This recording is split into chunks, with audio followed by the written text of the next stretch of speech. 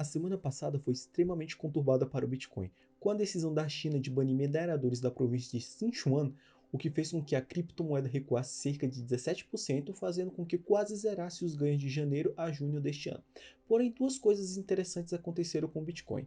Mesmo com a interferência na mineração, uma coisa foi extremamente interessante e positiva para a moeda e a outra foi um tanto quanto negativa. A semana passada foi o maior baque para o Bitcoin em anos. A China, que era simplesmente uma das maiores mineradoras de Bitcoin do mundo, está começando a expulsar e banir seus mineradores. Ao mesmo tempo que a notícia vinda de Portugal surpreendeu muita gente, pois o Banco Central português aprovou a atuação de corretoras de Bitcoin no país, o que vai até na contramão do pensamento do Banco Central Europeu. Ao mesmo tempo em que o Reino Unido baniu definitivamente a corretora Binance do seu país, ou seja, foi uma semana de altos e baixos para a criptomoeda. E nessa semana, o governo chinês liberou o pagamento de passagem de metrô com Yuan Digital.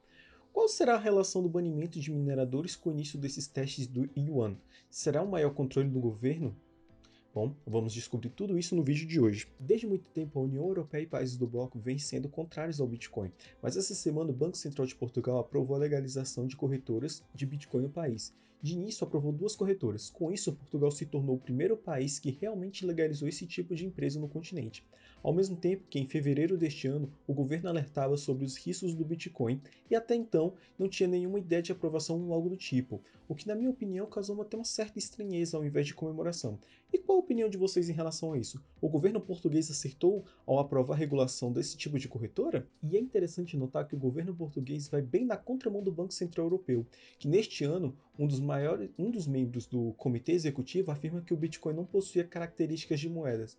Era apenas um ativo extremamente especulativo. Ainda em palavras do membro, ninguém irá recusar o euro como moeda em forma de pagamento. Já com o Bitcoin, a história é diferente. Bom, eu não sei vocês.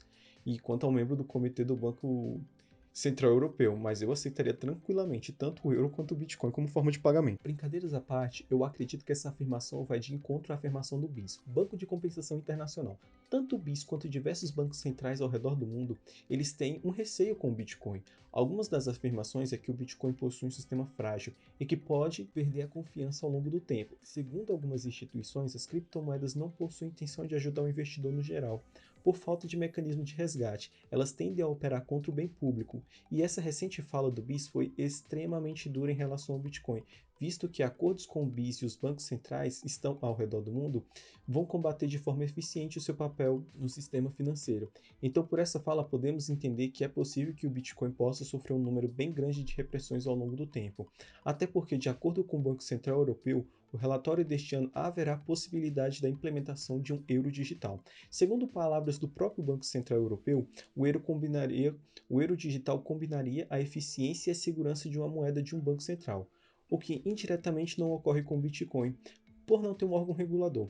O que vocês acham sobre isso? A Europa pode banir o Bitcoin de forma definitiva com a criação do euro digital? Fora do bloco da União Europeia, entramos agora no Reino Unido, onde essa semana baniram a Binance. De acordo com a FCA inglesa, a Binance não possui permissão para realizar esse tipo de atividade no Reino Unido, e deixou claro que a parcela da população inglesa que investe nesse tipo de produto não tem nenhuma garantia legal em caso de perda do ativo. Algumas pessoas falaram que o que realmente está por trás é o anonimato que a plataforma concede ao usuário, e que por isso as autoridades britânicas não se sentiram à vontade de manter a empresa em solo inglês.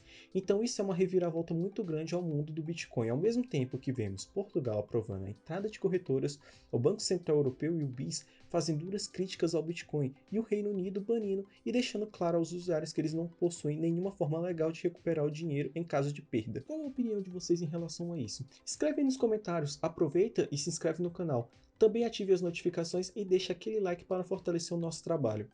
E agora entramos no caso da China. Meus amigos, a China parece ser a maior conspiradora até agora com o Bitcoin. A expulsão de mineradores causou uma enorme perda durante a semana. Aliás, eu deixei um vídeo aqui no card aqui em cima e fiz em relação à semana passada e explicando um pouco sobre a cruz do Bitcoin. Bom, essa repressão fez com que a primeira corretora de Bitcoin da China fechasse após isso. Um fato interessante é que nesta semana a China colocou em teste o Yuan Digital, e as primeiras notícias foi que foi para um uso de pagamento de passagem de metrô. Então o que sabemos é que agora a repressão por meio da China e do mundo vai aumentar consideravelmente, visto que vários países estão desenvolvendo suas próprias moedas digitais com regulamentação, o que na visão de alguns é algo extremamente precioso. Bom pessoal, o vídeo de hoje foi um pouquinho curto, mas eu estou curtindo muito muito fazer esse conteúdo para vocês. Então não se esqueça de se inscrever no canal, ativar as notificações, curtir o vídeo e também compartilhe e comente. Até a próxima!